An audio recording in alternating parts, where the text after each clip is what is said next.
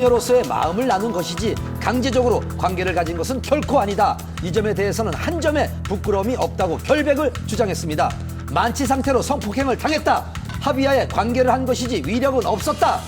상반된 주장을 하고 있는 두 사람. 박시우 씨는 경찰 조사에 성실히 임하겠다고는 했지만 어제 오후로 예정됐던 소환 조사는 연기했습니다. 박시우 씨는 이제 변호인을 선임을 하고 또 이 과정에서 그 보도 경쟁이 뜨겁기 때문에 이에 따라서 철저하게 준비를 해서 출두를 한다는 입장입니다.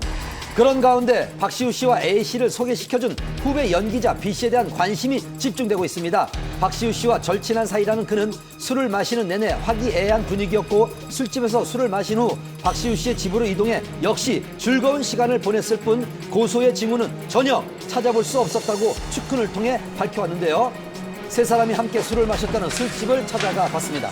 그날 오셨었어요? 네, 한 10시 그랬다가 1시 40분 정도. 술 많이 드셨어요? 아니, 박시우 씨가 술 잘 못하니까.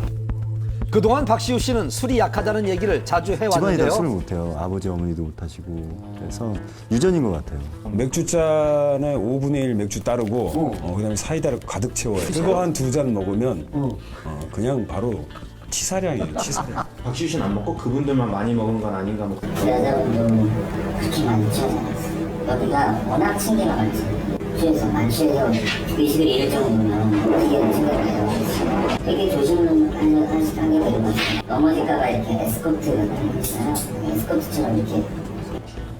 밤 10시에 들어와 약 3시간가량 이곳에서 술을 마신 세 사람은 새벽 1시 40분경 술집에서 나갈 때까지 그리 취한 상태는 아니었다고 합니다. 하지만 술집을 나간 후에 더 술을 마셨을 가능성도 배제할 수는 없었는데요. 현재 경찰은 강요에 의한 성관계였는지를 밝혀내는데 수사에 초점을 맞추고 있습니다.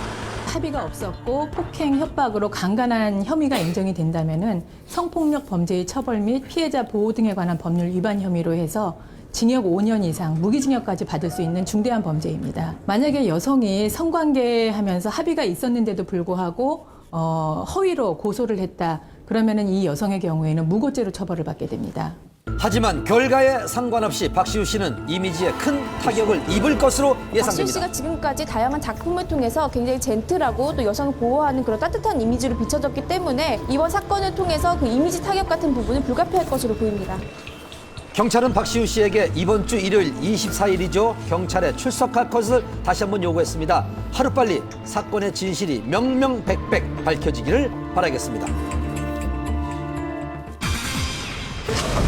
지난해 5월부터 이어져 온 고영욱 씨의 미성년자 강제추행 및 간음 사건. 우리를 일으켜서 죄송하고요. 경찰 조사에 성실히 임하고 나오겠습니다.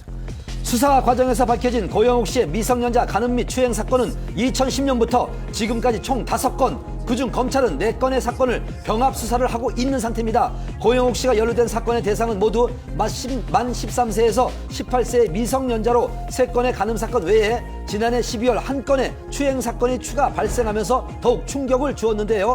이에 검찰은 고영욱 씨가 증거인멸과 도주의 가능성이 있다고 판단, 고영욱 씨는 현재 구속 기소되어 수사를 받고 있습니다. 그러던 지난 15일 고영욱 씨 사건의 첫 공판이 열렸는데요. 과연 법정에서는 어떤 이야기들이 오고 갔을까요? 팽팽했던 고영욱 씨 첫 공판 오피스텔이나 내용입니다. 차량 등에 유인을 당했고 그 과정에서 위력이라든지 아니면 회유라든지 이런 과정이 명백히 있었다고 증언을 하고 있는 상태입니다. 하지만 고영욱 씨 측의 또 하나 주장하는 바는 미성년자를 대상으로 했다는 점에서 도덕적인 비난은 감수할 수 있지만 법적으로는 위력이 없기 때문에 무죄라고 주장하고 있는 상태입니다.